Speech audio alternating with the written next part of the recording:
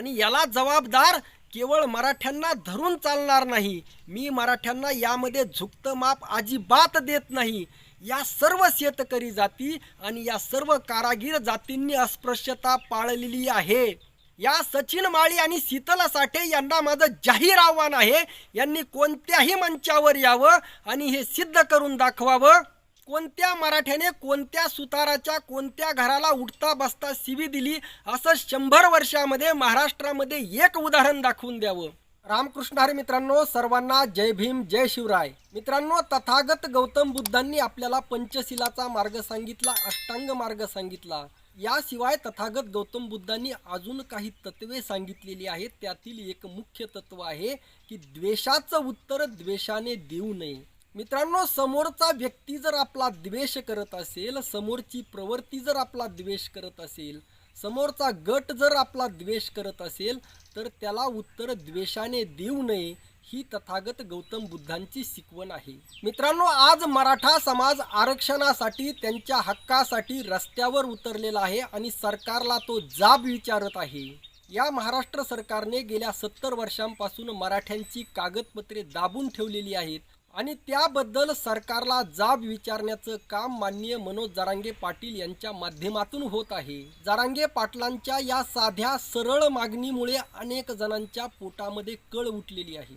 आणि मित्रांनो, या कळ उठलेल्या लोकांनी एक टोळी बनवली आणि त्या टोळीचा म्होरके आहे माननीय छगन भुजबळ. मित्रांनो, माननीय मनोज जरांगे पाटलांनी कोणत्याही जातीला, कोणत्याही समूहाला टार्गेट केलं नाही, कोणत्याही जातीचं नाव घेतलेलं नाही.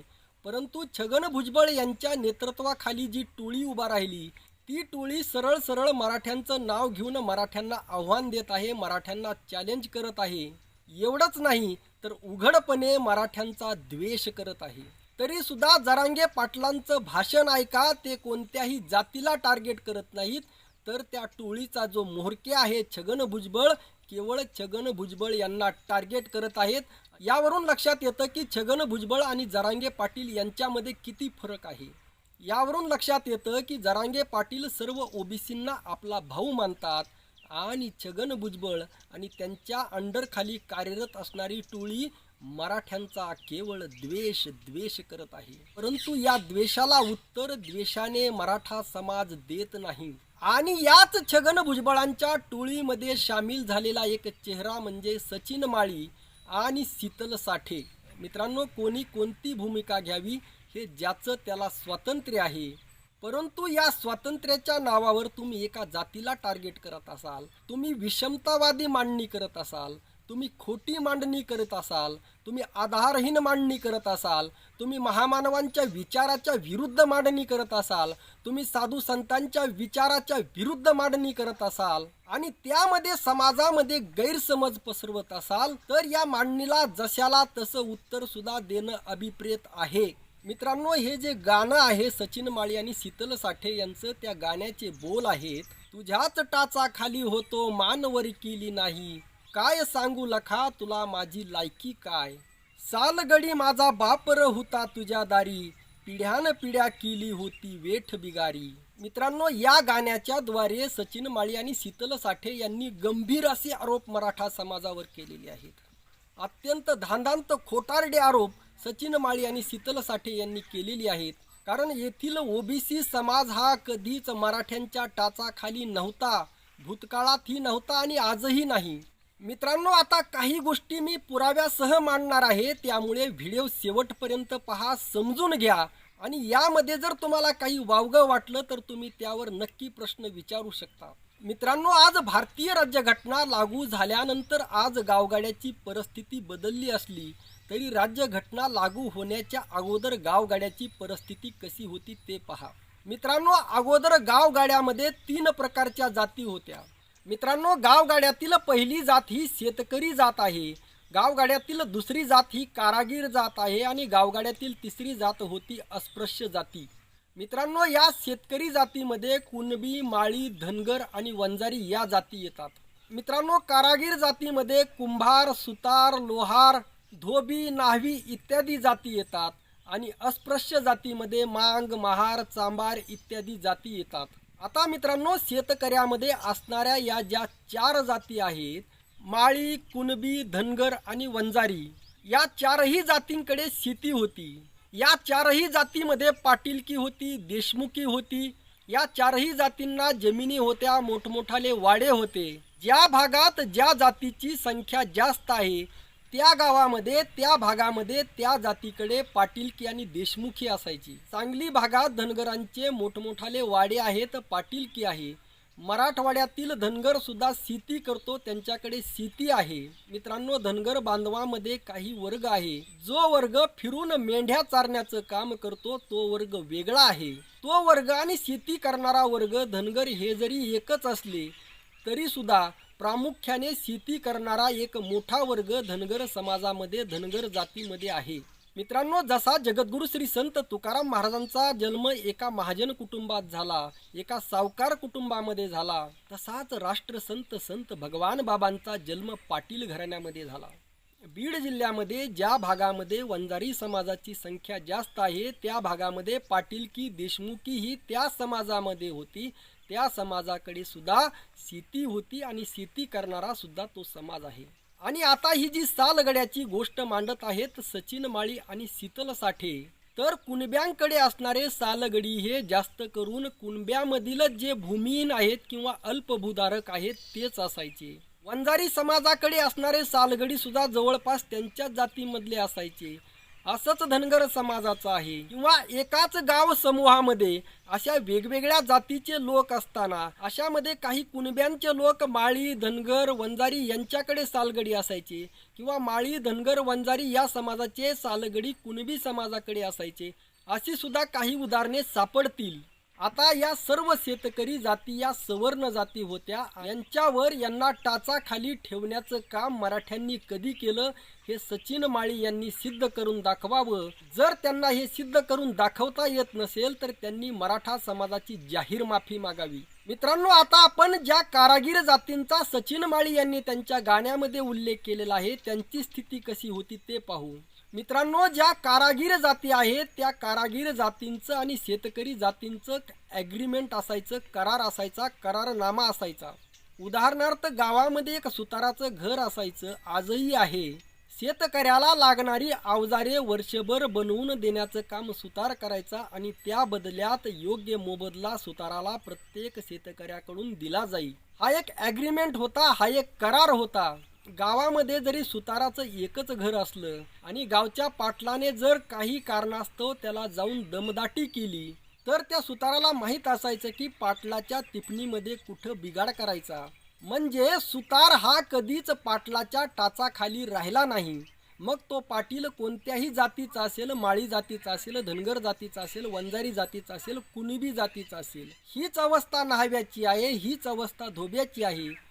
जर न्हाव्याला वेळच्या वेळेला त्याचा कराराप्रमाणे धान्य मिळालं नाही, त्याचा वाटा मिळाला नाही तर न्हावी कटिंग करताना कुठंतरी पाठीमागून खाचा ठेवायचा आणि त्या कुणब्याचं पोर जेव्हा कटिंग करून घरी यायचं तेव्हा त्या कुणब्याला लक्षात यायचं की याची कटिंग नीट झाली नाही, याचा अर्थ अजून त्याचं धान्य द्यायचं राहिलं आहे आणि त्याला ते ताबडतोब धान्य निघून दिलं जायचं.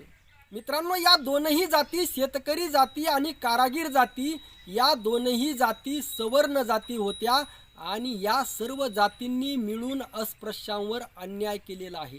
मित्रांनो, जो टाचाखाली समाज होता, ज्या समाजावर अन्याय झाला, खरोखर अन्याय झाला, 1 वर्ष नाही, 10 वर्ष नाही, शेकडो वर्षे अन्याय झाला, तो समाज अस्पृश्य समाज होता. मित्रांनो, त्या समाजावर इतका भयानक प्रचंड असा अन्याय झाला, त्या समाजाचं ऋण हजारो वर्ष फेडणं अशक्य आहे आणि त्या जाती आहेत अस्पृश्य जाती. परंतु सचिन माळी आणि शीतल साठे त्या वर्गाची आज सहानुभूती मिळवण्यासाठी मराठा समाजाला वेगळं पाडण्याचं षडयंत्र रचित आहेत. मित्रांनो, या अन्याय करणाऱ्यामध्ये मराठ्यांसोबत या सर्व जाती कशा सामील आहेत वेगवेगळ्या याचा डाटा मान्य दीपक केदार यांच्याकडे आहे. त्याचा व्हिडिओ मी कालच यूट्यूबला टाकला होता. त्या व्हिडिओची सुद्धा लिंक खाली मी तुम्हाला देत आहे, ती सर्वांनी पहा. मित्रांनो, या सर्व जातींनी अस्पृश्यता पाळली, या सर्व जातींनी या अस्पृश्य वर्गाला हिणवलं, कमी लेखलं, या अस्पृश्य वर्गावर अन्याय केला, अत्याचार केला. मित्रांनो, अस्पृश्य वर्ग कधीही सालगडी नव्हता. सालगडी याचा अर्थ त्याच्याकडून काहीतरी मोबदला देऊन त्याच्याकडून काही काम करून घेणं. परंतु या अस्पृश्य जातीला कसलाही मोबदलाच दिला जात नव्हता. त्यांच्याकडून फुकट काम करून घेतलं जायचं. आणि मित्रांनो, या अस्पृश्य वर्गाने जर फुकट काम करण्यास जर नकार दिला तर गावचा पाटील त्याला म्हणायचा, तुला राहायचं असलं गावात तर राहा, नाही तर निघून जा. पण मित्रांनो, तो व्यक्ती कुठं जाणार? त्याला ना घर होतं, ना दार होतं, ना जमीन होती, ना उत्पन्नाचं साधन होतं. 2 वेळचं जेवण सुद्धा भेटणं मुश्किल होतं. मित्रांनो, ज्या वेळेस सण असायचा, सण संपल्यानंतर दुसऱ्या दिवशी सकाळी हे लोक सण मागण्यासाठी यायचे. म्हणजे उरल्यानं शिळं पाक घेऊन जायचे. इतका मोठा प्रचंड उपेक्षित हलाखीचं जीवन या लोकांना जगावं लागलं. आणि याला जबाबदार केवळ मराठ्यांना धरून चालणार नाही. मी मराठ्यांना यामध्ये झुकतं माप अजिबात देत नाही. या सर्व शेतकरी जाती आणि या सर्व कारागीर जातींनी अस्पृश्यता पाळलेली आहे. माझा म्हणण्याचा उद्देश आणि माननीय दीपक केदार यांच्या म्हणण्याचा उद्देश एकच आहे की केवळ टार्गेट मराठ्यांना का? आज जो तुम्ही सावपणाचा आव आणत आहेत, या सावपणाला कसलाही आधार नाही. या सचिन माळी आणि शीतल साठे यांना माझं जाहीर आव्हान आहे, यांनी कोणत्याही मंचावर यावं आणि हे सिद्ध करून दाखवावं. मित्रांनो, या गाण्यामध्ये जे सचिन माळीने शब्द वापरले आहेत की उठता बसता शिवी दिली, या सचिन माळीने 100 वर्षात एक तरी उदाहरण द्यावं की कोणत्या कुणब्याने, कोणत्या मराठ्याने, कोणत्या सुताराच्या, कोणत्या घराला उठता बसता शिवी दिली, असं 100 वर्षामध्ये महाराष्ट्रामध्ये एक उदाहरण दाखवून द्यावं. अस्पृश्य वर्ग, त्या वर्गावर अन्याय झाला आणि तो अन्याय करणाऱ्यामध्ये मराठा समाज होता, त्याबरोबर सचिन माळी तुमचा समाज सुद्धा होता. पण आपलं ठेवायचं झाकून आणि दुसऱ्याचं पाहायचं वाकून, ही प्रवृत्ती यापुढे चालणार नाही. तुमचं पितळ उघडं पाडल्याशिवाय आम्ही आता गप्प बसणार नाहीत. आता तुमचे भरपूर नखरे झाले. मित्रांनो, माळी, धनगर आणि मराठा, मराठा म्हणजेच कुणबी, या तीनही जाती एकाच कुळातील आहेत. या तीनही जाती एकाच कुळात असताना आज एकमेकांच्या विरुद्ध उभा आहेत. आणि अशामध्ये मराठा जात यांच्या विरोधात अजिबात उभा नाही. मराठा जात फक्त त्यांचा स्वतःचा हक्काचा हिस्सा मागत आहे, हे लक्षात घ्या. मित्रांनो, अजून एक, या ज्या कारागीर जाती आहेत, या कारागीर जाती कधीही सालगडी म्हणून शेतकरी जातींकडे नव्हत्या. एवढंच नाही तर मित्रांनो, जे पांचाळ सुतार आणि देवेज्ञ सोनार आहेत, हे लोक मराठ्यांना त्यांच्यापेक्षा हलकं समजायचे. हे लोक मराठ्यांसोबत पंक्तीमध्ये जेवत सुद्धा नव्हते. मित्रांनो, हा मुद्दा खोडण्यासाठी त्यांनी आताचं उदाहरण देऊ नये. आता काळ बदललेला असेल, परंतु जुन्या काळात हे होतं. आणि आजही दुसरं एक म्हणजे जे लिंगायतमध्ये जंगम आहेत, ते आजही मराठ्यांना त्यांच्या पंक्तीमध्ये बसवत नाहीत. मित्रांनो, या सचिन माळी आणि शीतल साठेंना मी अनेक वर्षांपासून चांगलं समजायचो. बुद्ध, शिवराय, फुले, शाहू आंबेडकर या चळवळीतील एक सच्चा कार्यकर्ता समजायचो. परंतु या कार्यकर्त्याच्या आतमध्ये दुसऱ्या जातीविषयी प्रचंड द्वेष असणारा फुतकार आज छगन भुजबळांच्या माध्यमातून बाहेर पडलेला आहे. हा अत्यंत विषारी हल्ला मराठा समाजावर आहे. एखादा कोब्रा साप जसा असतो, तो साप जसा दंश करतो, तसा दंश करण्याचं काम या गाण्याच्या माध्यमातून सचिन माळी आणि शीतल साठेंनी केलेलं आहे. या लोकांचा असा डाव आहे की जणू काय अस्पृश्य जाती आणि या जाती एकच आहेत आणि या सर्व जातीवर मिळून मराठ्यांनी अन्याय केलेला आहे, अशी विषारी मांडणी सचिन माळी आणि शीतल साठे करत आहेत. यामधून यांचा मराठ्यांना एकटं पाडण्याचा प्रयत्न होत आहे. परंतु सचिन माळी आणि शीतल साठे लक्षात घ्या, येथील बौद्ध समाज आज हा एका उंच पातळीवर गेलेला आहे. त्यांनी तथागत गौतम बुद्धांचा धम्म स्वीकारलेला आहे. त्यांनी महामानव विश्वरत्न डॉक्टर बाबासाहेब आंबेडकरांचा आंबेडकरवाद स्वीकारलेला आहे. आज ते मराठा, तिली, कुणबी, माळी, धनगर, वंजारी, सुतार, लोहार या सर्व जातींपेक्षा त्यांनी जास्त बौद्धिक प्रगती केलेली आहे. सचिन माळी ज्या वर्गावर हजारो करोडो वर्ष अन्याय झाला, अत्याचार झाला, त्यांच्याकडे जगण्याचं कसलंही साधन नव्हतं, त्या लोकांनी धम्म स्वीकारला.